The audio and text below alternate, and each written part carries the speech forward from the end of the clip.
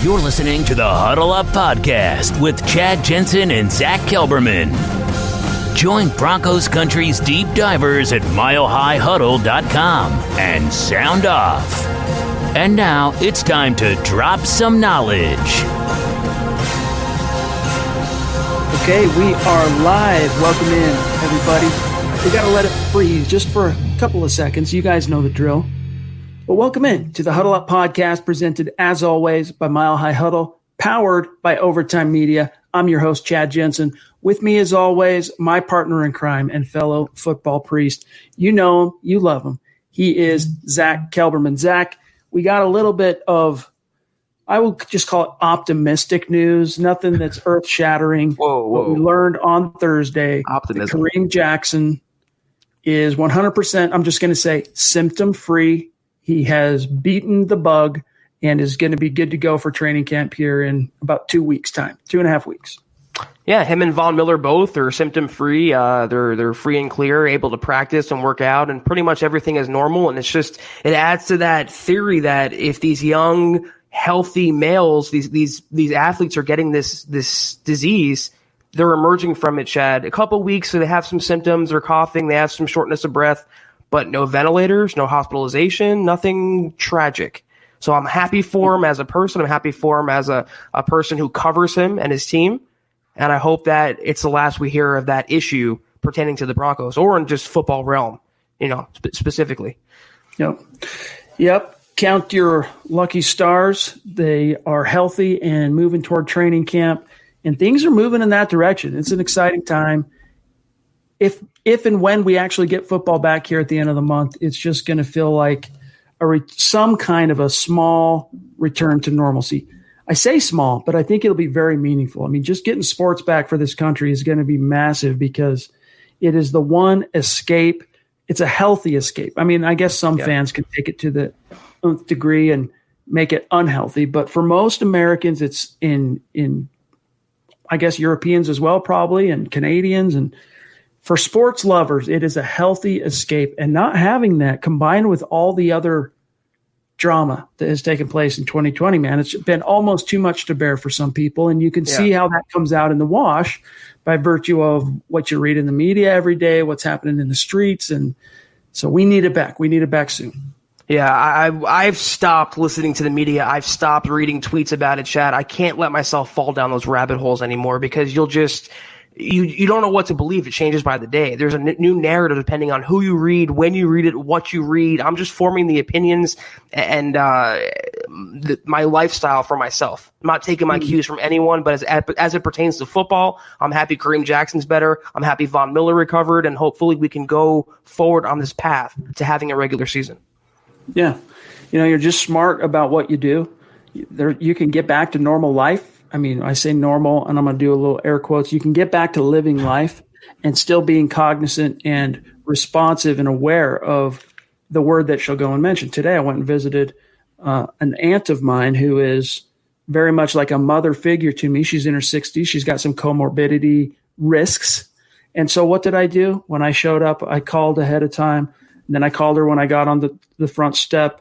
Hey, do you want to just meet me around back? Do you want me to, we can just talk on the porch. What do you want to do? I'm here to visit you. Wore a mask. She's like, no, come in. But I wore a mask. We never touched. I was aware of everything that my hands touched while I was in that house.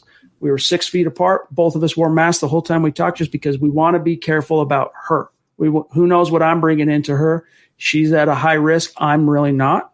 I'm in a demographic where I'm not really. I mean, I'm more at risk of something bad happening to me because of the seasonal flu than I am because of the word that should go unmentioned.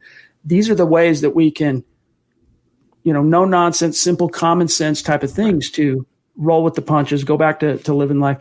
It might not completely return to normalcy until we get the V word, until we get the V.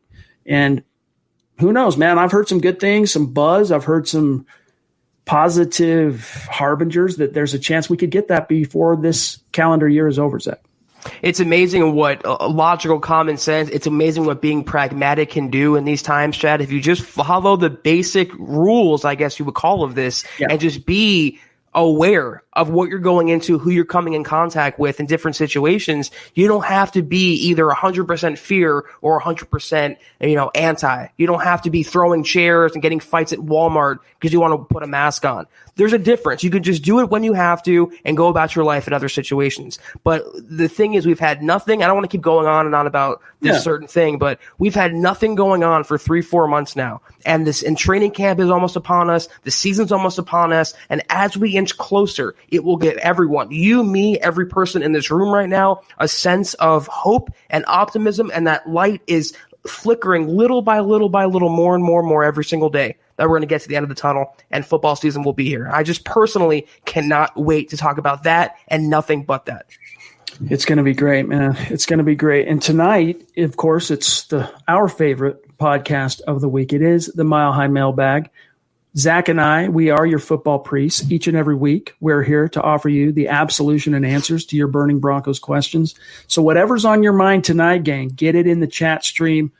We will get to your questions, your super chats, which are already stacking up. We're going to get to those here in just a second. It's what we look forward to most each week when it comes to the podcast. But first, really quick, couple of quick matters of business. Make sure you're following the podcast on Twitter, especially speaking out to our newer listeners and newer followers on the different platforms and social channels that people are finding this podcast, at Huddle Up Pod on Twitter. You follow us there, and then also at Mile High Huddle, the mother account. You're going to not miss a single thing as it relates to this podcast, but all MHH podcasts. And if you follow at Mile High Huddle, you'll get your breaking Broncos news and analysis in real time. And gang, if you're in a position, head on over to huddleuppod.com and get your swag on. Get yourself one of these hats. Get yourself a T-shirt. Get yourself a hoodie, a mug, a face mask, very appropriate for these times. It's another way that you can support what we're doing here at MHH. It goes a long way. And if you're not in a position to do that, it's okay. Just these 3 things. Subscribe, especially if you're on YouTube. Subscribe. Like this video, whether you're listening with us live or after the fact, and share it out there. If you really love what Zach and I are doing, those 3 simple things can help organically grow the show, grow the channel, grow the brand MHH, and get it out there to other like-minded Broncos fans just like you. This is the Overtime Podcast Network. All right, Zach, let us, before we dive into the questions, the chat stream, see what's on the mind of the MHH community, let's just really quick grab. I think he's trying to obfuscate here and hide who he really is. Let's see if we can deduce who this might actually be. You ready? I have a hunch. Very generous super chat. We love you, bro. Appreciate you so much. He says, "What's up, my guys? Enjoyed the show last night. Stu is the man. Thanks for everything that you do. No more Bulls jokes. Even he can't stand his own stench. Oh, well. Hashtag Chad Gangsta. Hashtag Zach Perna. Hashtag Football Priest. Hashtag Huddle Up Pod. Hashtag State of Levity." He explained to me, by the way, Mark Langley did. Oh, cat's out of the bag. We just exposed your pseudonym. Everyone knows who you really are now. But Mark explained to me on the phone when we talked earlier this week what the Chad Gangsta thing means, why he says that, where the Zach Perna thing comes from. And I kind of understand it, but you'd have to hear it for yourself, Zach, to fully appreciate it. But Mark, we appreciate you, bro. Give us the cliff notes, though. What was the basis of it? Chad Gangsta had something to do with wearing a hat backwards, or maybe it was the flat bill hat I wore. I can't remember exactly. And then the Zach Perna thing. It's because you remind him of you're the clean version. You're the family friendly version of Brandon Perna, where if it's on your mind, it just comes out. Whether it's, makes people happy or if it pisses them off, if it's on your mind, you're just going to speak the truth. And he thinks that's very similar to Brandon Perna, except one's R-rated, one's family-friendly type thing. He goes, "I'd love to hear one of your guys' podcasts where it's not family-friendly." I said, "You'd be surprised, maybe." But anyway, Mark, appreciate you, my brother. That's awesome, Mark. Thank you so much. So we titled tonight's podcast. We're going to get to the questions and the other super chats that are stacking up here in just a second. But we titled tonight's podcast the way we did because the Denver Broncos earlier today, this is streaming, of course, Thursday, released their 2020 media guide. And for those of us that are in media, we love these media guides. They do a great job. Does Broncos PR putting these things together. So credit to Patrick Smythe, credit to Eric Schubert, credit to Seth Medvin. They do a great job putting this together. And I was reading through it, and I got to the section about John Elway. In fact, I'm going to go ahead and read this to you. And it was talking about, kind of his bona fides and his resume as the Broncos front office czar and what he did as a player. Very brief mention of what he did as the owner of the Arena League team, the Colorado Crush. But then it gets to, let me find this real quick here. This section, quote, the past two off seasons, so 2018 and 2019, have arguably been Elway's best drafts, as no team has acquired more selections to the NFL's all-rookie team than Denver has. Who have made those teams in 2018? It was Phillip Lindsay and Bradley Chubb. In 2019, it was Noah Fant and Dalton Reisner. So those four names making it over the last 2 years are more for any one team than any other team in the NFL.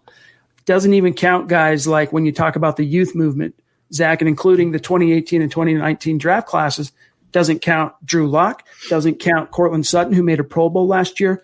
And as I wrote this article centered around this distinction, I guess you could call it a stat, it just jumped out to me how the youth movement and the mini rebuild that John Elway executed over the last two drafts, and we'll count this one. So these last three drafts, man, if these coaches are the right coaches that Elway's hired, if they are who we think they are, if Drew Lock is who we think he is, I think Elway, when he said on December 31st, Zach, that we finally bounced off the bottom, I think that's going to prove to be prophetic. Yeah, I'm not surprised at all when I read that the Broncos, lead the league or pacing in the all-rookie team. Elway, everyone knows, every Broncos fan should know by now how good Elway has done with his drafting since 2018. It's been the reason why they had a little turnaround last year, and it's the reason why they're going to have a big-time turnaround this season, because that 2018 draft class, they're going into their third year now. That's when the young players typically blossom, the third year. The 2019 draft class, they're getting a lot of contributions from them. The 2020 draft class, such a high ceiling and also a high floor as well. Elway, that's the number one characteristic that is defining his GM tenure. Other than winning a title in 2015, it's how well he's drafted and the about face he did as a GM. Looking himself in the mirror after 2017 and one of the worst classes, Chad, you can ever put together. And he's been spot on. 18, 19, and 20. He said home run, home run, home run. And that's going to be the reason why the Broncos don't just have success in 2020, but in 21, 22, 23, 24, and so on. This Elway, what he's done, Chad, take lessons from people around him, be open to other inputs, not leaning on projects and high upside, high risk players. It's been the defining characteristic of the Broncos turnaround. And when they win 10 games this year, it's not going to be just because of Drew Lock. It's because of those young players in the rookie class all contributed to the cause. Yeah, I mean, and by the way, Ernie, really appreciate the kind words, my friend. It's good to have you in the stream with us. When you talk about Elway, the draft czar, that 2017 class, I mean, think about the depths of how bad it was. First of all, Garrett Bowles. Now, I argue that technically the jury's still out on Bowles. I'm not getting my hopes up, but I think the jury, he's got one last year to convince that jury to acquit him, if you will.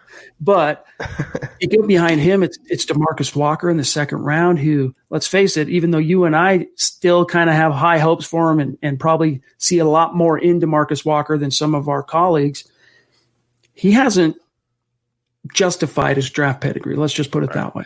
Then you get into the third round, Brendan Langley, yikes, Carlos Henderson. Whoa, talk about a swing and a miss, big time. I could keep going. In fact, McKenzie. Who's that? Isaiah McKenzie. Thank you, Isaiah. Let's see. Let me just pull it up. So Isaiah McKenzie, Swag Kelly, Jake Butt. That was good value there in the fifth round. So I don't blame them for taking Jake Butt because you're taking a chance and it's a minimum risk there. Deangelo Henderson, who, in all fairness to Deangelo, I think he kind of got Zach got a unfair rap. Yeah. Because he could have been something, but when the Broncos drafted Royce Freeman and David Williams and then Phillip Lindsay came out of nowhere to just destroy all comers, it just kind of iced him out. I thought Hop was a really good running back, and then he joined the Jets, and he had a little bit of momentum with them, and he got a raw deal in Denver. He's not the first player, and won't be the last, but some other players in that draft class, like Chad Kelly, who knows what they could have been. And Isaiah McKenzie, he went on to be, and he still is, a pretty good utility player in Buffalo. So the Broncos drafting wasn't great, but the coaching wasn't great either during those times. And when you have questionable coaching and questionable drafting, that's a recipe for disaster, as we saw.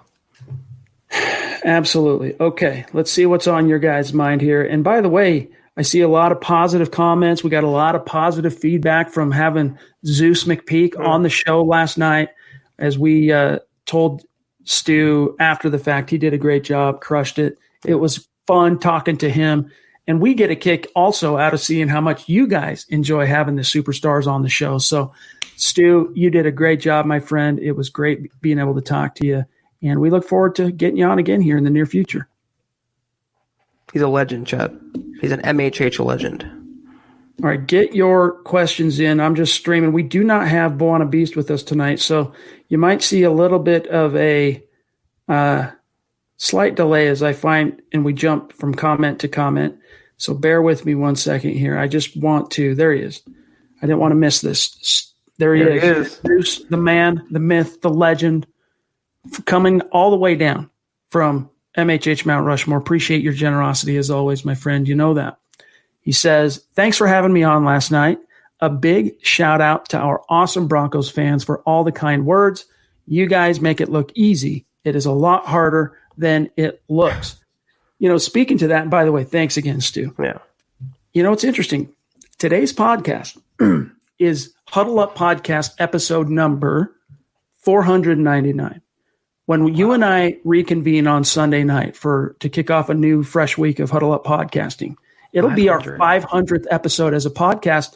And Zach, for you and I, it's easily going to be in the 200s of podcasts that you and I have done now today, up to this point, which getting back to what Stu said about it being harder than it looks, it's all about repetitions, right? I can't remember who coined this word, so forgive me. I should know this off the top of my head, but they say that in order to become excellent, an expert, a master of something, and not to say that we're necessarily masters, don't get me wrong, I'm not trying to flex, but 10,000 repetitions. You got to do it 10,000 times, and that makes you an expert. So I guess we're still barely scratching the surface on being that expert when it comes to podcasting, Zach.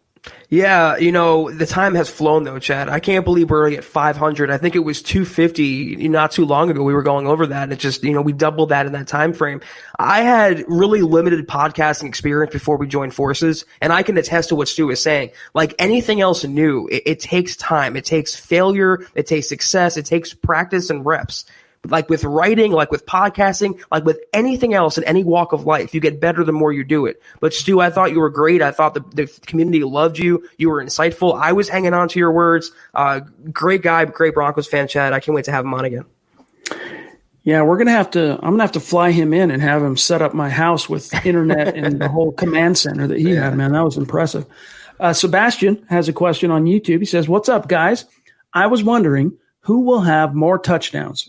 Receiving touchdowns, Jerry Jeudy or Cortland Sutton? Zach, you take this one. Sutton, no question. He's going to be in the double digits, 12, 13 touchdowns. Jerry Jeudy about, 6 or 7. So no question in my mind. They both stay healthy. Cortland Sutton's in for a monster season. This is the Overtime Podcast Network. I agree. I think it's going to be I think you're going to see Cortland Sutton's star continue to rise, but Judy's going to be right behind him. I think 2020, Cortland Sutton will emerge with the beefier stats, but you get to 2021, and I think it's going to be anybody's guess which one of those guys outproduces, because Jerry Jeudy, I think in people's minds and fans' minds, they hold on too much to this whole he's a good route runner thing. Not to say that he's not, because he is. That's probably one of his, if not the strongest suit, his strongest trait, one of. But people are underselling just how explosive of an athlete he is. He wasn't as fast in a straight line as Henry Ruggs. He's not as fast in a straight line as KJ Hamler, Zach. But this is a very, very potent athlete and can do a lot of phenomenal things with the ball in his hand. He's going to be, they're going to complement each other. Yeah. Pick your poison if you're a defensive coordinator. Which guy are you going to shade, help, and bracket coverage in terms of your safeties? pick your poison, and Drew Lock will just look the opposite direction. And sometimes he'll probably force one into it, depending on what the route is, the situation, and all that. But it's going to be really fun to see how it plays out on the football field. And what Jerry loses in speed, he makes up for his route running ability, Chad. He can literally shake loose from coverage, and by putting the moves on a defender, and they can buy him yards in separation, from another defensive back. That is invaluable in this offense when you have a big armed quarterback like Drew Lock. He's going to be a very good pro, but in the here and now in 2020, this is Cortland Sutton's offense all the way. James Campbell jumping in on YouTube to say, in Big Ten news, though, they've canceled their out-of-conference schedule, and a lot of high schools are scrapping their seasons. It could have huge ramifications for seniors and college recruiting. Is that going to mean more walk-ons? Absolutely, it's going to. If in those states in which the powers that be are taking a more conservative approach in terms of their policy and recommendations with regard to moving into the education season, so beginning school, both at the elementary, high school, and all the way up into college, the ones that are more conservative, I'm just going to put it that way, and fearful with regard to protocols and whatnot, those schools, those colleges, it's going to have some kind of a trickle-down effect in terms of the chain of talent as it flows from high school to college to the NFL. I think it'll end up being a little less meaningful and impactful than you might think, but everyone's focusing on college right now, Zach, because everyone can see in terms of those who don't want anything to happen with regard to sports, those out there, and we talk about them as the blue check mark brigade and whatnot, however you want to categorize them, that are actively campaigning for the world to be shut down until there's a vaccine, okay? They've realized, look, pro sports, inexorable march forward. It's happening. Pro sports are coming back. As imperfect as that process might end up being, they're coming back, and the almighty dollar is what dictates that. And NFL teams, NFL owners, NFL players, NBA, MLB, all of them, they want to make that cheddar. College, though, is motivated by, even though money, huge, vast amounts of money are involved, Zach, it's motive. You have to also include a lot of different factors, in the same way that you have to consider elementary school politics and high school and stuff like that. Right. And so they're pushing for all that pressure now is coming down on college schools. And I haven't seen too many out where, west of the Rockies, or I should say west of the Mississippi, I haven't seen too many high schools already scrapping their seasons, although I have seen some reports of it across the country. But colleges, that's where the focus is right now, Zach. That's the impetus. In the Big Ten, they're not canceling their schedule. They're not canceling football, but they are canceling their out-of-conference schedules. So we'll see how that plays out. I won't pretend to be an expert on college football and the college mechanisms of this, the issue that should go unnamed, Chad. But all I know is some of these universities, the big time ones, the Division I schools, have huge endowments. They have money to blow. It just comes down to optics, legality, and safety for their student body and for their student athletes. And because they don't pay their student athletes, you start to wonder what's the upside for them playing. In terms of how this has ramifications for the NFL, when the SEC cancels or the ACC cancels, then I'll be worried. Until then, we're going to have football in the fall. We're going to have college football. It's going to be weird. We're in for a really weird rest of the year in college, in the NFL, and every sports league until 2021. But like you said, it's all about money. And the SEC literally prints cash. And until that changes, they're going to do everything in their power, same as Goodell in the NFL, to have a season this year. It's going to be weird in terms of scouting, in terms of like walk-ons, like James asked. Maybe the supplemental draft next year will have a bigger increase in talent, maybe something like that. But they're going to be football in the fall. These colleges are way too profitable to cancel something like that when it's still a couple months away as well. But is it about safety for college kids and players? I mean, because this is where I don't understand why the actual data is just being ignored.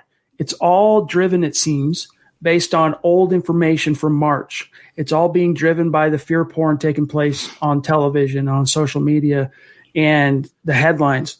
When in reality, college-age kids, so let's say 24 years and younger, are statistically more likely to get struck by lightning than they are to die from the word that shall go unmentioned. That's the data. So are they risking their health? I mean, you risk your health in terms of, if you go catch a cold, man, you're risking your health. It sucks. You don't want to catch that cold, but you're going to be okay, right? are you really risking? Are these players really risking it all? I mean, I guess on one hand, you say if there's even one, tenth of a chance that you could catch something and things go badly, it's technically a risk. But in terms of, is it more risky than what they do every fall with regard to rolling the dice with the seasonal flu? And that's what I'm getting at is you have to, if for these schools and these athletic directors and the deans and all that are making these decisions, I just want to know where they're getting what data they're going off of. That's what I want to know. And unfortunately, I think too much of it is coming from the sensationalized fear porn that predominates television, social media. It's just a way of life, and it drives me nuts. You can't escape it. And the dominating opinion is shut everything down, wait until the V word comes out. Don't leave your house. Wear masks in the car. Wear masks in the bathroom by yourself. Where in reality, a lot of student athletes in these colleges want to get back on the field. They want to get back in, I wouldn't say the classroom, get back on campus at least and be around their friends, be around what's familiar. I'm with you. I think they don't mind playing, but when it comes down to playing for no money, playing unpaid and you're a student athlete, it's why would I risk my health or why would I do anything more for this school when you're not already paying me to begin with? I think that's what it comes down to as well. From the university side, it's all optics. It's all front-facing pandering. Right, we don't want to endanger our student body. We don't want to endanger our fans. It's BS. It all comes down to money and nothing but money. But it's not as if these players have nothing at stake. They might not be getting paid a salary, but they're getting a free, no, I shouldn't say free, but they're getting their education as a result of what they're doing. And then they're also, for those who have an eye toward the big leagues, if you don't have the college tape, dude, good luck making a case for the pros, and which gets back to what James is talking about. Like, how's it going to affect the supply chain, as if you will, with regard to college talent, high school flowing to college flowing to the NFL? We won't know. And we probably won't know for a couple of years yet. We'll see how it shakes out. Mundungus jumping in, becoming a bona fide superstar. Really appreciate you, my brother. Thank you. Also, big time reader, as we know. And that's definitely something I can relate to. He says, how do the Broncos look different today if we hire Kyle Shanahan instead of Vance Joseph? Twist the knife more. What's your answer? Revisionist history is always so hard because you never really know. I mean, in different circumstances, it took Kyle Shanahan a few years before he was even successful with the Niners. And he finally has a quarterback now. I'm not the biggest fan of Jimmy Garoppolo, but you can win with him if you have Kyle Shanahan's system. But he also has the luxury of working with John Lynch, who's a very coach-friendly general manager. He works alongside him, whereas John Elway works above his coaches. There was too much ego and too much name value in place, him being the son of Mike Shanahan and Mike Shanahan with Elway. There was too much, I think, static between Shanahan and the Broncos and the acrimony that was in the air over Mike Shanahan's exit. To answer the question, though, more specifically, they would have been a better team. You can win if you have Kyle Shanahan with Case Keenum. You cannot win with Case Keenum when your coach is Vance Joseph. It would have been consistently in contention, Chad. I don't know about Super Bowl or playoff division champion, but Kyle Shanahan is a really good coach. And not just because he's in San Francisco, not just because he's Mike Shanahan's son. He's the best schemer for my money in the entire NFL. The Broncos would have been successful, but how much of that would have been impeded by having John Elway right above him? This is the Overtime Podcast Network. You wonder if Kyle Shanahan takes over in 2017, how Paxton Lynch's story ultimately resolves in Denver. I mean, I still place, if you look at a pie chart of who's to blame for the Paxton Lynch failure, and as a pie chart, I'm going to slice 65% of that his way, but the team has to take its fair share of complicity as well. And not just because they got it wrong in terms of their pre-draft evaluation, but because of how he was managed. They never sold out in terms of just making, as our first-round quarterback, here are the reins. We're closing ranks around you. We're giving you every opportunity. They pitted him in an open competition every year. He was a Bronco with Trevor Siemian. And so I wonder how that dynamic would have been different with Kyle Shanahan. I think Kyle Shanahan, if he was on board, well, by that point, it wouldn't have mattered. He was already on the roster. So Kyle Shanahan takes over. It's Trevor Siemian. It's Paxton Lynch in 2017. I wonder if Trevor Siemian is allowed to compete with Paxton Lynch for a job. And then if it is indeed Paxton that opens that season as the starter, what happens from there? But you guys, Kyle knew he was never going to get the job in Denver for reasons that Zach just addressed, but also because he already knew at that point that the San Francisco 49ers were willing to give him complete personnel control, just like his old man got from the Broncos in 1995. And he knew John Elway wasn't never going to give him that. As alluring as it would have been to carry on the Shanahan tradition with the Broncos, ultimately, if he wanted to have his ultimate control of his vision, he knew it had to be San Francisco. So that was almost a mutually kind of decided thing. Elway wasn't willing to give up personnel control, and Shanahan, that's what he wanted. And so he went to San Francisco. It is curious. It's fun to think about how it could have been different. What I'll tell you is this. I do think things could have changed with regard to Paxton Lynch. And Zach, I think a Kyle Shanahan coached 2017 Broncos could have made more hay than they ultimately did, winning only 5 games with Vance Joseph. I think there was more talent available for Vance Joseph out of the gates in Denver than Kyle Shanahan had stepping in for San Francisco. But it's worth mentioning, I mean, he was sub 500 each of his first 2 years as a head coach, just like VJ was, but he had something that VJ did not, which is full control of the roster and a quarterback that he had acquired in Jimmy Garoppolo that only barely got to kind of scratch the surface that second year Shanahan was there. And he could say, look, I'm getting him back next year. It's going to be great, and convince ownership it's going to, year 3 is where we're going to bust out. And that's exactly how it happened. I thought you were going to say talent, that Kyle Shanahan has talent and Vance Joseph never had talent, which is true too. You're spot on though. I remember writing an article in 2017 when the Broncos and Niners had joint practices, and Shanahan was asked about his interview, and he said, I never had a feeling like I was going to get the job. It was almost like a courtesy interview because he was Kyle Shanahan. And all along, for what reason, it still remains unknown, that John Elway focused all his efforts and fixated on Vance Joseph, who had 1 year as a defensive coordinator in Miami. And in that 1 year, they were among the worst defenses in the entire NFL. What still gets me the most, though, is they could have had Kyle Shanahan and Wade Phillips, and not Vance Joseph and Joe Woods. That pairing, you put Kyle Shanahan with Wade Phillips, Chad, I'm going to say that's a playoff team. Even with Paxton Lynch, even with Trevor Siemian, that's enough coaching talent and scheming ability to make up for the lapses on the roster. Well said. The Bowls Stan on YouTube says, will there be reporters tweeting out updates in training camp this year?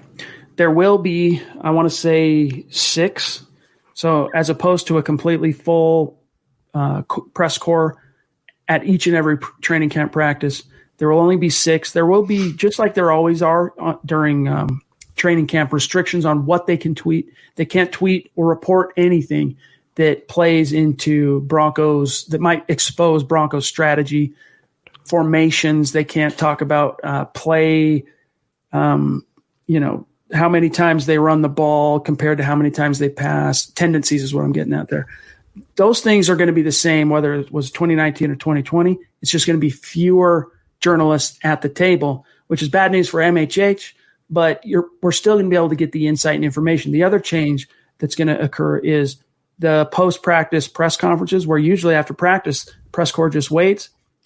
PR makes available 1 or 2 players plus the coach, and everyone waits in the scrum. They come, they talk to them, they got the microphones out. Everyone's seen it a million times. If you watched one training camp presser video, you've watched them all. That's not going to be the way it shakes out this year. This year, it's going to be practice, and then press corps is going to wait while either they shower or they don't. Whatever they do, they go back into the building, go into set up their, I would assume all their digital broadcasting Zoom stuff will be set up, and then media will go into their media room. They won't be in the same room. The pressers will be digital, even though physically, Zach, they won't be separated by very much distance.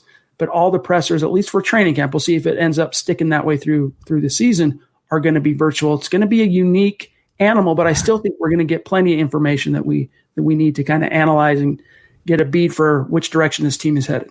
Yeah, and also for the regular season, I believe reporters are banned from going into the locker room. Mm-hmm. So that's going to be, that's going to hurt them. And it's tough getting quotes without being able to go in the locker room. That's where all these stories kind of blossom from. We're still going to get updates. And I think for the here and now for training camp, it's going to be on teams to disseminate information. And if you have a very secretive team like the Patriots, if you're a fan of them, that sucks for you. But the Broncos do a really good job being open and transparent for the most part with their information. So it's going to be different this year. It's going to be less instantaneous updates, but the overall picture will still be painted out for practices and if we have preseason games.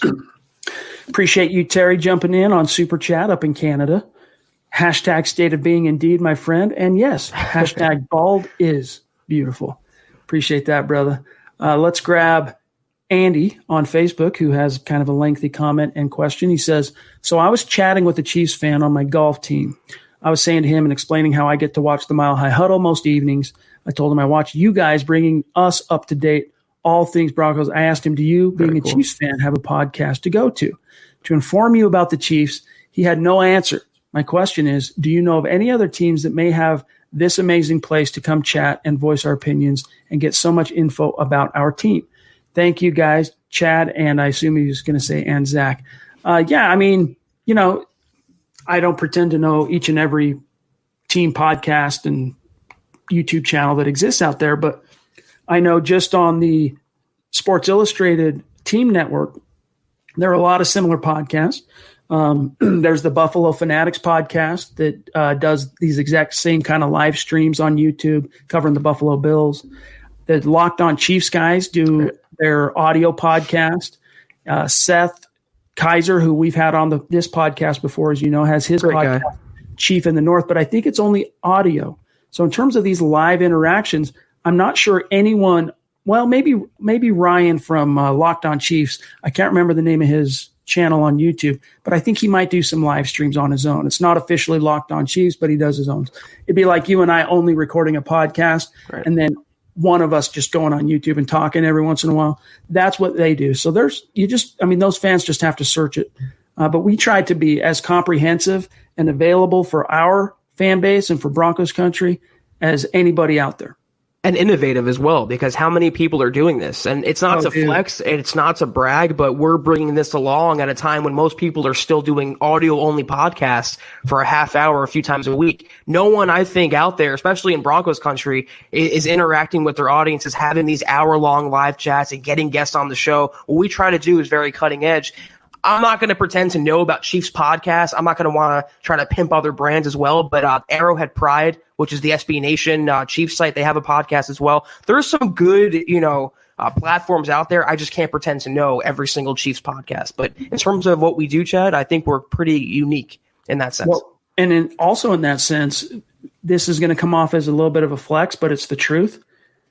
A lot of our competition is trying to copy our model and trying to copy what we decided to start doing in September of 2019.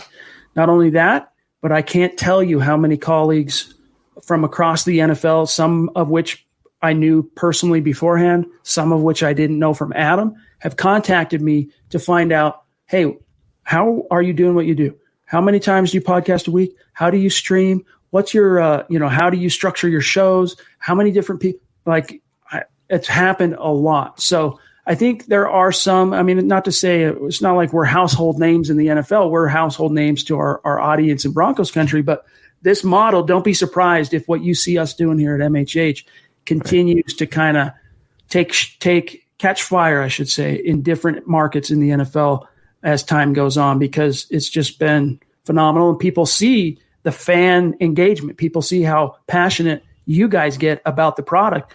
Basically, all we're doing is we're showing up here once a night on a live stream podcast format, and we're breaking down the hot topics of the day.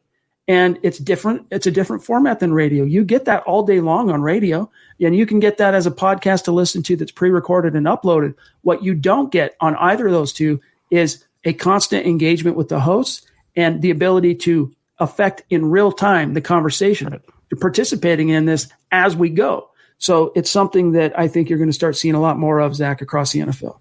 Very well said, and I agree. And also, what we have is unique because we have the audience and the fan base and the devoted listeners, which is a credit to every single one of you guys. If people want to try to copy us, Chad, they need that devoted audience, those hardcore listeners, especially the last 3 months or so. And there's been literally no news and no sports. And we've made hay and having more interaction, having guests on and launching a store. You only do that when you have an audience. So that's why Chad and I are so appreciative and so grateful for each and every listener that we have 4 times a week. James brings up a good point here, and amen to what you just said there. But James says, I hated the Carlos Henderson pick and didn't like the Jake Butt pick, but I understood it even at the time. I wanted Chris Godwin and George Kittle. Would have worked out a little better. Absolutely. The one thing that you can pick a nit with regard to the Jake Butt pick, as I said, I don't blame them for taking him there. It was good value in the 5th round compared to, what his value would have been if he was healthy. They took a chance. They took a risk, but it was relatively a low risk. The unforgivable aspect of it, though, is that they could have drafted George Kittle. Yeah. Instead, they drafted Jake Butt. We all know what George Kittle turned out to be. Jake Butt is still marinating. We still don't know if Jake Butt's even going to have an NFL career. Chris Godwin, Carlos Henderson, enough said there. Chris Godwin really exploded the last couple of years. But I think it's fair to say, what round was he? Like a 3rd-round pick? I want to say he and Carlos Henderson were both 3rd-rounders. Now it's going to bother me. Godwin, wiki.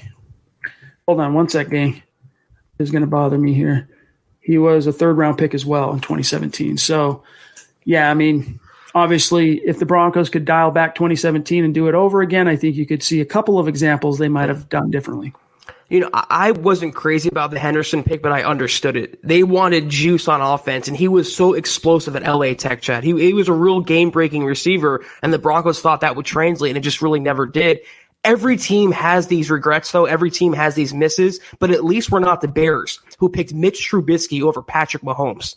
That is the biggest one. That's the biggest regret you can possibly have. So let's all, count our blessings. We're not them. The queen of MHH jumping in with both feet, making herself known. Christy, really appreciate you. Thank you. As you know, my friend, she says, very generous super chat. And she says, keep it going, guys. Making hashtag Broncos country happy and well-informed. Stu killed it. Hashtag Buana next. Hashtag 500. Woohoo. We have, for what it's worth, John knows, Buana Beast knows, he has an open invitation to come on camera with us anytime he wants, to participate in the conversation. Not everyone wants to do that. Not everyone wants to be on the spot. So who knows?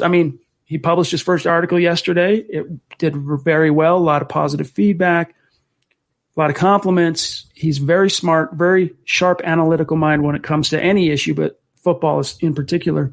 So maybe we'll eventually convince him to come on screen with us. He's in the chat every single podcast. Tonight's the exception. He had something cooking tonight, but something going on. But one of these days, Zach, I'm pretty confident we'll get John in the stream. I've talked to him about it, and he's apprehensive for personal and professional reasons. But I'm going to convince him to get on here, Chad. I think the community would love to see him, and he's starting to write more and getting more involved in that landscape, and I think it'll be good for him. And he told me that he wants to do it, and he's like kind of working himself up to it. Just like Stu alluded to, it's not easy. It's very stressful when you do it on a regular basis. And I think the more though he sees us do it, and the more he's working with us, we'll convince him to finally pull the trigger eventually. Yeah, it'll happen. He's he's still getting used to probably being in the room with us every night and juggling his duties, and we'll see how it shakes out. Evan on YouTube says, without preseason and no fans, defensive teams will be disadvantaged and offensive continuity, i.e. teams like Kansas City, will thrive. This year is completely up to Locke being truly special. Otherwise, it's just another growing year. I think that's fair in terms of concerns about, already established offensive powerhouses. They're at a little bit of an advantage going into 2020 because of the lack of offseason, because of how we don't know quite yet how preseason is going to be affected. But, we've talked about this many times, Zach. The ultimate destiny of 2020 comes down to Drew Lock. But here's what's beautiful about what John Elway has accomplished in this little mini rebuild, small R, is that this roster now, it's young, but there's depth and it's balanced. So Locke doesn't have to do it all on his own. You've got 2 Pro Bowl running backs to help take the pressure off you as a quarterback. You've got every weapon under the sun, basically, offensively, and a bolstered offensive line, especially interior. But even if the offense is having a bad day, Zach, you have a defense that is expected to take a leap forward in its second year under Vic Fangio to help kind of complement. Not every game is all 3 phases going to be firing on all cylinders. Sometimes the other one has to rise up and carry a little bit more of the water than the other one. And then, you take turns sometimes. And that's one thing that comforts me a lot in terms of, and I think should be comforting for fans going into 2020, is the way this roster is now, these last 3 drafts and free agency periods. Elway has balanced this to the point where on one hand, you can say, Zach, it's up to, how Drew Lock goes, so goes the Broncos in 2020. But the comforting aspect is, on the other hand, he's not going to have to do it alone. Right. I agree and disagree with this comment. I disagree because every offseason at this stage, the defense is always ahead of offense. It's always easier to install defense and get them up to speed before the offense. And it's going to help or hurt, I think, not necessarily defense versus offense, but inexperienced coaches versus experienced coaches. I'm just happy that Broncos did not hire Fangio this year. I'm happy with this unique offseason. Fangio had 1 year under his belt to get everything in place, starting to get his culture the way he wants it, getting the players that he wants in the building. And I think that's going to give the Broncos the biggest advantage over some of the other teams. Like they hire new coaches. They have a lot of new defensive personnel. I agree though with the comment that the Broncos are going to go as far as Locke takes them. I think that's fairly obvious. It is Locke's team. The team goes as the quarterback goes. We've seen that for many years now. And if he takes the step like the Broncos think he's going to take and that we think he's going to take, they will be a playoff team. I can't guarantee division champion or Super Bowl or whatever, but a 9-10 win team right back in contention and be relevant for many years to come if they have that quarterback, which we think they do. Yeah, I mean, I could see them being one of those worst to first type Cinderella stories like you saw from Tennessee and Buffalo. Yep. It might not be enough, though, to knock, in a literal sense, being first, knocking Kansas City off its perch as AFC West champs. But I could see the Broncos being one of those dark horses that comes out of nowhere to go from not even being a factor the year prior to beating teams in the regular season they have no business beating and being that team no one wants to face in the postseason. Yeah. Robert on YouTube, did Jerry Jeudy have trouble with press man coverage? The thing about Jeudy is one of the knocks on Jeudy isn't that he struggled with press man coverage. It's that there wasn't a lot of sample size in college to go off of to determine, does he struggle with press man coverage? He rarely faced press man coverage at Alabama. So that's one of those questions, Zach, that we're not going to know really the answer to until he gets to the NFL and we see him on the grass, and we'll know pretty quick. But I think he's big enough and strong enough, and he's a good enough route runner. I can't imagine it's going to be much of an obstacle for him to overcome. Well, he had Henry Ruggs opposite of him. Henry Ruggs was drawing the press coverage because that was one of his big knocks is he can't beat press and man and stuff like that. So, yeah, they schemed him really well in Alabama, but he's just a natural talent. If you watched his workout videos and the route running videos, I mean, he's just mystifying the way he cuts on a dime, the way he moves. So I don't think I have a problem with that. He'll bulk up a little more. Zach Azzani, he has a great tutor in the NFL for year one. I think he's going to be fine. And he's the type of receiver that will get better and better and better as time goes on. He has such a high floor, but also very, very high upside. Great pick. Derek Green jumping in, one of our superstars. Appreciate you, my friend. Thank you, Derek. I hope the missus is doing okay as well. He says, forgot to say thank you for the email. You don't know how much we appreciate the fact that you guys push through with content every day. Blessings. Well, appreciate that, my friend. And anytime our listeners want to reach out and talk privately on email, reach out to us, milehighhuddle@gmail.com. We look forward to and welcome any kind of communication with you guys. And Derek, it's always our pleasure to reply to you and your wife, Adina. It's no problem for us. We enjoy it.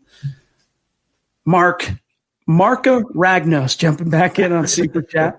Damn, Chad, how did you know it was me? Hashtag Chad Gangsta equals the flat bill hat and a zipped up hoodie. Those gangsta glasses on like 50s mafioso? Is that what you mean? Capone. Yeah. And you know who Marka Ragnos is. Hashtag Sith. Hashtag Orange Crush MHH. And of course, hashtag, just to make sure we telegraph who we all know we're talking about here. Hashtag used toilet bowls. Appreciate you, Mark. Yeah, you're the best, Mark. Thank you. All right, let's see here. From James, did you see how Judy was saying it was a struggle to walk upstairs in Denver? Sheesh, quote, sheesh, it's so hard to breathe up here. I damn near passed out going up these stairs. It's a little bit hyperbolic. It surprises players who've never played at Mile High before or worked out, exerted themselves at altitude. It really does come as a shock and a surprise to people how it affects them. But the good news, James, is that it doesn't take them long to acclimate. And as far as NFL goes, I mean, you got the oxygen on the sideline at all times. You see Vaughn, as soon as he comes off the field, he's putting oxygen in his body, getting those oxygen molecules circulating through his bloodstream so that when he gets back out on the grass on the next series, he's ready to go. It's better than what he envisioned, though, coming to Denver, seeing bears and tigers and lions roaming the streets. It was pretty funny when he said that. I don't know if that was Hamler or Jerry Jeudy, but there was some preconceived notion about Denver that was just way off. But I'm happy that he's going through this now on July 9th and not going through this on September 9th. And it's part of the reason why I want Melvin Gordon in town, so he can acclimate himself also before the season rolls around. But I'll leave it at that. Terry jumping back in. Appreciate you, bro. Thank you. He says, does Sutton have a 200-yard game in him this season? Ooh, that's a good question. We don't have a crystal ball. We might be your football priest, but we aren't exactly your football wizards.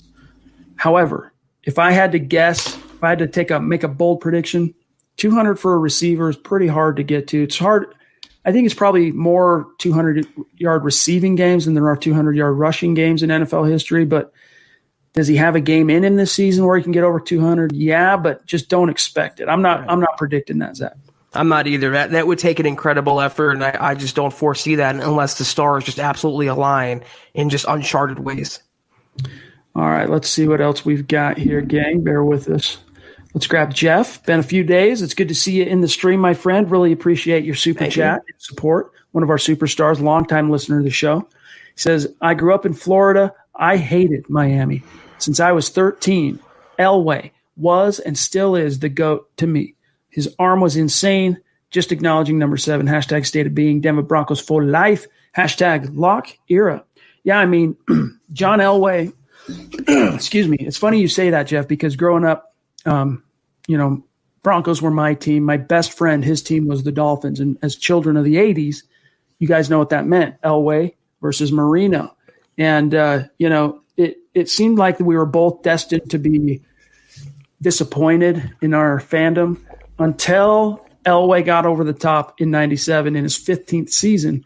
Marino never could quite get over the top, but that doesn't necessarily take away from his body of work as a Hall of Fame quarterback. I mean, he changed the game. He blazed the trail that Peyton Manning picked up later on and took quarterbacking as far as the passing game to a whole other level. Now, John Elway, Zach, if he would have been born into this era of National Football League, you'd be seeing him putting up numbers like Patrick Mahomes if he was, put on a team like Andy Reid in Andy Reid's type of offense, or even a current version of Mike Shanahan's offense. In today's NFL, where it's pass first, I mean, back then, dude, and even in the 90s, it was percentage-wise, first and second down. I mean, from a percentage-wise, you could set your clock to it.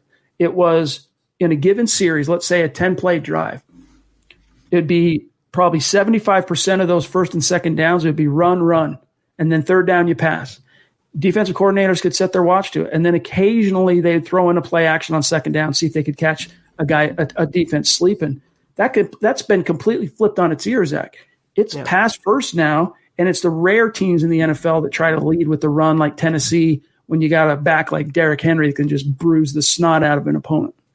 Yeah, Jeff, I believe you're the one who grew up in Coral Springs, and I did as well. We were about 45 minutes from Miami, and not only is that a terrible sports town, a terrible football town, but they are so crazy about Dan Marino there. Jerseys and restaurants and innuendos and these little marketing campaigns. For my money, though, comparison, Marino to Elway was a better quarterback. Marino was good, don't get me wrong, but Elway was just almost a trendsetter for some of the reasons that Chad laid out. You put him in today's NFL, which is a pass-first sport, unlike back then when it was mostly run-dominated, he would be, like Chad just mentioned, a Mahomes quarterback, just putting up unreal stats, mind-numbing stats, and I don't know if Marino would have had that ability to do that if all things were being equal. But I honestly believe John Elway's arm, as far as arm strength, I don't think there's ever been a player in NFL history with a stronger arm than John Elway. You can make some arguments that there are some players who could rival him. But Jay Cutler tried to flex and pretend like he had a stronger arm than John Elway. Nobody, even Patrick Mahomes, doesn't have a stronger arm than John Elway. You could maybe argue Mahomes in his prime is a more accurate thrower than Elway was at this, let's say 2-3 years into his career. But arm strength-wise, no one had Elway beat. Clay on Facebook jumps in to say, it's not just the profitability of the sport that's going to keep it out. Sport is a treasured American tradition. It'll go on because we, the American people, need some normalcy back in our lives. Hey, I don't know if it's going to go on because American people need normalcy, but I don't disagree with you that American people do need some normalcy. It's going to go on because the NFL wants to make its money. It's sold a bunch of, network rights. And even if fan attendance is down, owners want their money, players want their money. That's what's going to govern those decisions moving forward. And let me ask you something though. When they want normalcy and they get normalcy, how are they going to react? By buying jerseys, by buying season passes, by buying tickets, by buying merchandise, by giving the money back to those teams, giving the money back to the NFL. They are so profitable because they are America's pastime, and they are America's pastime because they are so profitable. That's one situation where it goes hand in hand. It is mutually exclusive. Money and the NFL. They are printing cash. It's an ATM machine, and that's why they are light years past baseball, hockey, basketball. It's football and everybody else. Jeff jumping back in. Appreciate you, bro. He says, if Kyle was in now, it would work. Elway, learn.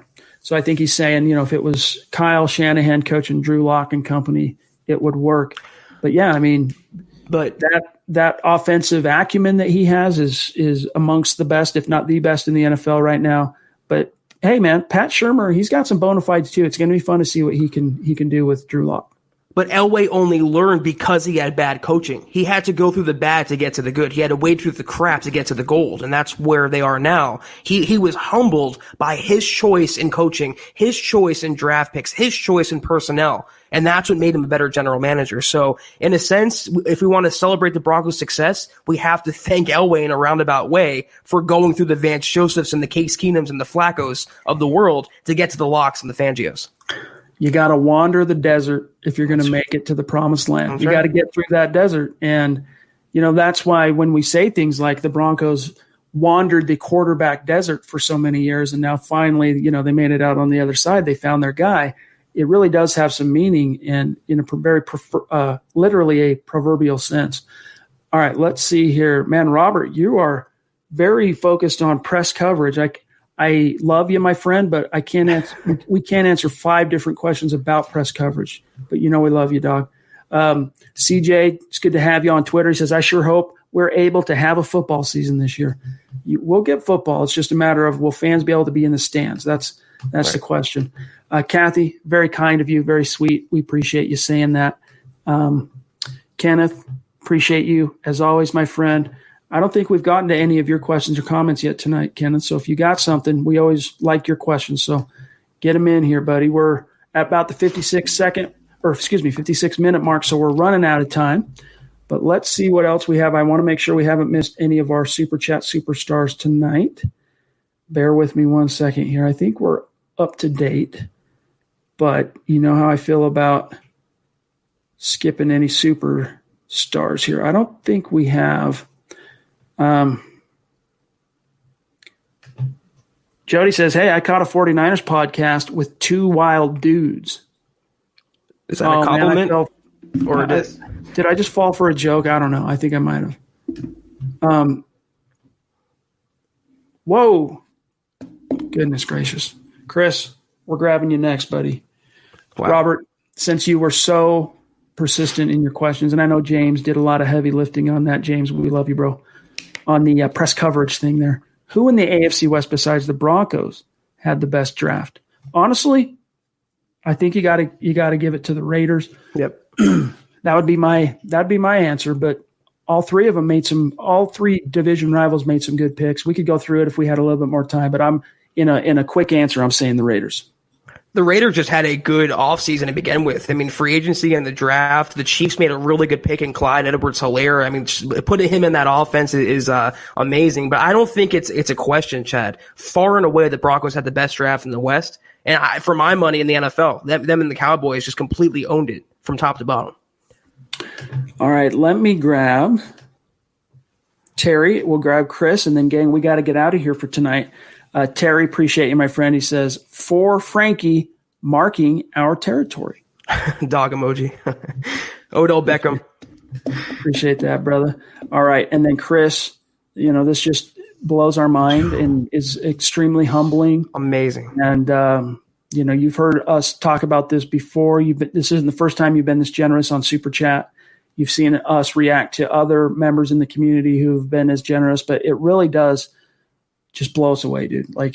I come out of my office here after the podcast like this, where such generosity is shown, and my wife could vouch for it, that, sometimes I'm lost in thought. Like I'm very much like distracted sometimes for a half an hour, 45 minutes after we stop broadcasting, because I just can't believe how lucky we are as a podcast, as a channel, to have such support from our listeners, and just the level of that support. It really is just humbling to the point for us sometimes where we're dumbfounded and at a loss for words. So Chris, we love you, my friend. Zach, if you want to say something, then I'll get to his question.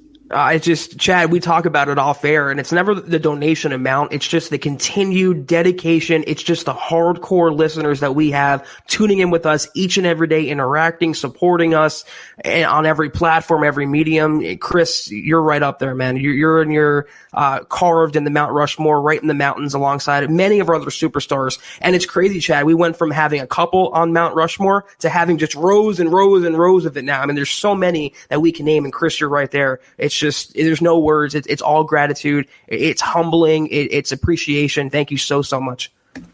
And Chris, you're up there on the list of the short list of the superstars. If you want to ever come on the show, reach out to me, DM me on Twitter, email me, milehighhuddle@gmail. Let us know, and we'll put you on the list in terms of, the order. We've got Terry has reached out, would like to be on the show. I want to say, who else? Christian, he reached out. Christian wants to. That's true. I think it would be cool to get Eclipse Stormborn on. I think it would be cool to Christy also get her back on. Get Christy back on. Absolutely. Give her a redo. David Kilgore has expressed an interest on coming on. So anyway, who are the bona fide superstars? If it's an interest to you to come on, just reach out to us and we'll put you in the queue, so to speak. We'll get you on the schedule and figure it out. But Chris, he says, okay, I can't stay, but I have to make up for my prediction typo last time, and I can't even blame it on an alcoholic beverage. 9-7 floor. Hashtag wasn't drinking, just tired. Hashtag passed math once. Hashtag just not recently. Hashtag click those little thumbs up. For what it's worth, Chris, I'm with you on that, dude. Math. I can do basic math in terms of what you need to get by as an adult in the United States. But when it gets, even helping my kids right now on their math in just middle school level math, dude, it's hard. My wife and I, we're not, we're smart people, but the math nowadays, dude, it's like a whole other level. And especially the way they teach it nowadays compared to when I was a kid in the 80s and 90s, very different. But math, not my strong suit. Zach, I don't know about you. Same. I have a calculator and I could do 2 + 2, but other than that, I don't math at all. All right, guys. Oh, one more here. We got Ron Dubb. Speaking of superstars, and Ron, appreciate you. You're another guy. If you ever want to come on the show, one of the superstars, reach out and let us know. We're happy to have you on for a segment and find out how you became a Broncos fan. Find out who your favorite players are, how you view the coming season, your outlook on the Broncos this year. It'd be fun. But he says, hey, guys, who do you think is more likely to win Defensive Player of the Year, Von Miller or Chubb? That's a really interesting question, Zach. What do you got? Defensive Player of the Year. You know what? If Chubb wasn't coming off an injury, an ACL, I would say he has a shot considering his rookie year. But Von, he's so motivated, Chad, to show that he's still Von Miller, to have a double-digit sack campaign, to get back to being the true all-pro that he is. And I think he knows his prime is kind of weaning down now. I think he knows his future with the Broncos is a little more tenuous than it was a couple of years ago. He's 4 years removed from being the MVP of the Super Bowl. I think he's going to come out gangbusters this season. I'm not going to predict Defensive Player of the Year, but he'll be right up there with 15 to 17 to maybe even, 18, 19 sacks. He's going to have a big season, all things being equal, having Chubb back, having a better secondary, having Vic Fangio, having year 2 with him, and also the better offense, which is going to help the defense out. So between the two, I'm giving it to Von. I still have to give it to Von just because as good as Chubb was as a rookie and he produced 12 sacks, he was very streaky. Sacks often do come in bunches, but in Chubb's case, it was like it was the rule. I mean, it was bunches. However, going the first 4 weeks without getting a sack basically last year in his second year, and a lot of that is attributable to the learning curve of the Fangio defense and all that. But coming off that knee, I'm with Zach. If I'm answering this honestly, it's got to be Von. And you know what? It's the one honor, the one accolade Von Miller has yet to bring home and put in the war chest is Defensive Player of the Year. He was the Defensive Rookie of the Year. How many Pro Bowls? How many All-Pros? He's headed to the Hall of Fame, Super Bowl MVP, Super Bowl champion. But he's never been, Zach, the Defensive Player of the Year. That would just punctuate perfectly and make complete his Hall of Fame resume. So here's to hoping that happens this year. Didn't he lose by 1 vote to Khalil Mack a few years ago, Von Miller? I don't remember the vote. I think it was 1 vote or something. Like I remember writing about it. It was so narrow, and I feel like he should have won that year, but he'll get it. Yeah, he'll get it. And Shane, by the way, it's good to see you on Facebook, my friend. I know you are subscribed and on every platform, and you are a huge supporter of the podcast, and you have been for a long time. So this is a shout out to all of our listeners. We don't want you guys thinking that the only thing we care about is the superstars. We just, as a channel, as a podcast, our superstars are so outgoing in their support, literally putting their money where their mouth is, if you will. We have scrambled over the last 7-8 months to figure out ways and things we can do to show our appreciation to them for how outgoing they are in their support. It's the least we can try and do as a thank you. So don't think it doesn't mean we don't love you. We do. We love each and every one of you, whether you're with us live, whether you're listening after the fact as a podcast. You know, we love all of you. And here's Pobby just to jump in at the 11th hour, showing some love. I mean, it just means the world to us. That very generous super chat. She says, great pod as always. Sorry for showing up late. Thank you guys. Go Broncos. Zach, better late than never. That's our motto. Right, and this is what I was talking about. I mean, this podcast is fueled because of your guys' support, and I don't even mean monetarily, just you guys showing up and interacting, asking us questions, critiquing, debating, engaging with us. That's what we live for. That's what fuels us and motivates us, and that's why we're doing what we're doing. And we try to give back, like Chad said, as much as possible. And we have more ideas in the works. More to come when the season rolls around, training camp. We're going to continue feeding Broncos country because they've been so good to us, Chad. Yep. And especially just think about it now. It seems like it's been forever since the season was here, and everything we've been through as you know, if you live anywhere in the world really, but especially in the Western hemisphere, it's been such a tough 2020. Yeah. By the time this football season comes around, we're going to be, all of us, so much more appreciative of what we're seeing. And we're going to actually have news and issues that are happening on the field to break down every day. These podcasts right now, I wouldn't say we're, stretching to try and come up with content, but it's a little bit more of a thought process to come up with things to talk about on these daily podcasts when there's not actual news breaking every day. Just imagine how fun these pods are going to be once we do have that. It's just going to be a freaking blast. And by the way, Jess, glad to hear that. Awesome. That's awesome news. He says, catheter pulled out of my fiance's chest, guys, making progress each day. Love the support from you guys and the MHH fans. God bless everyone. That's great to hear, my friend. 2, 3 11th hour super chats. We got to grab them. Glenn, love you, buddy. Appreciate you. He Thank says, you, Glenn. Another great show. Thanks, guys. # state of being. Amen, dude. Appreciate you, my friend. And there's James. You don't have to do that, brother. Sir James. Sir James from across the pond. He says, the biggest test of drafting is re-signing own talent. Elway hasn't really done well, but 2013 through 15 and then 2017 were all busted classes, causing the rebuild that we've seen in execute these last 3 years. Well said, James. I don't really disagree with anything you said there, my friend. We got J-Bone in the hizzy. Goodness gracious, J-Bone.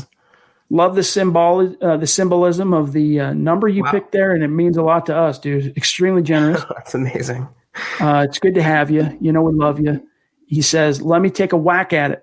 # love you all. Means everything to us, Justin. Seriously. Thank you, my friend. Very humbling. You guys you're gonna get us all choked up here. I mean, all of a sudden at the very end of the pod, everyone's showing out here. Not to say that it's incredible just to see this. We got KP, perhaps a tailgate tent in 2021 for the MHH fam. Something. We'll cook something up, dude. I promise you that. We will have something. Have we heard yet where the draft's going to be in 2021? Was it Green Bay or Cleveland? Shoot, man. I forgot which one. I think they're going to have 2022 in Vegas to make up for this year. So worst case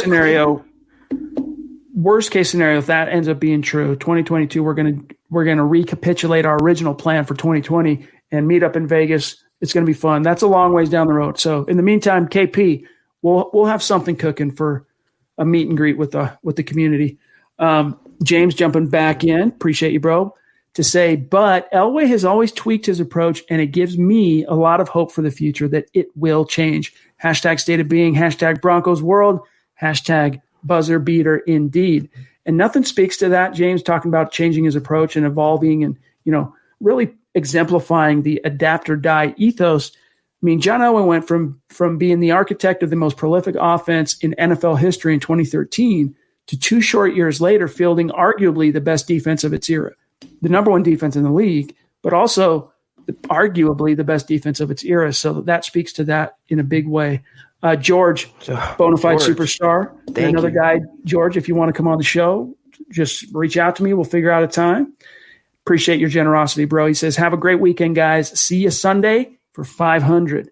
Yeah, it's going to be a guest. Zach, we'll have to think up something special for 500. I was going to say, yeah, we're going to make it a good Sunday night. It really didn't dawn on me till today that, gosh, we're one away from 500. So we'll cook something up. But guys, thank you so much. We love you guys. Thank you. If you are one of our Super Chat superstars, another reminder, you are interested in coming on for a superstar segment, email, or if we are connected on social media, DM one of us, and we will make the arrangements. Okay. In the meantime, make sure you're following the podcast on Twitter. That's how you ensure you miss nothing as it relates to the podcast and programming. Also at Mile High Huddle. And gang, make sure you follow my partner here, Zack Kelberman, on Twitter at Kelberman NFL. You can find me at Chad and Jensen. Stay tuned because Zach and I, we're done for this week. But tomorrow night, you'll have a fresh episode of Dove Valley Deep Divers. We'll see what they've got cooking, followed by a Building the Broncos. So these last 2 weeks, Mile High Insiders and Building the Broncos have swapped days.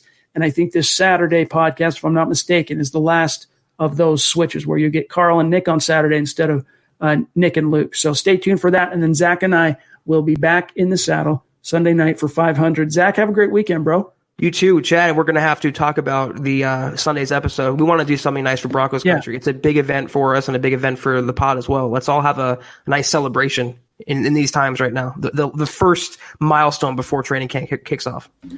Amen. All right, gang. Have a great weekend yourselves. We love each and every one of you. Mile high salute to our Super Chat superstars. Much love. For Zack Kelberman, I'm Chad Jensen. We'll talk to you Sunday. You've been listening to the Huddle Up Podcast. Join Broncos Country's deep divers at milehighhuddle.com to keep the conversation going.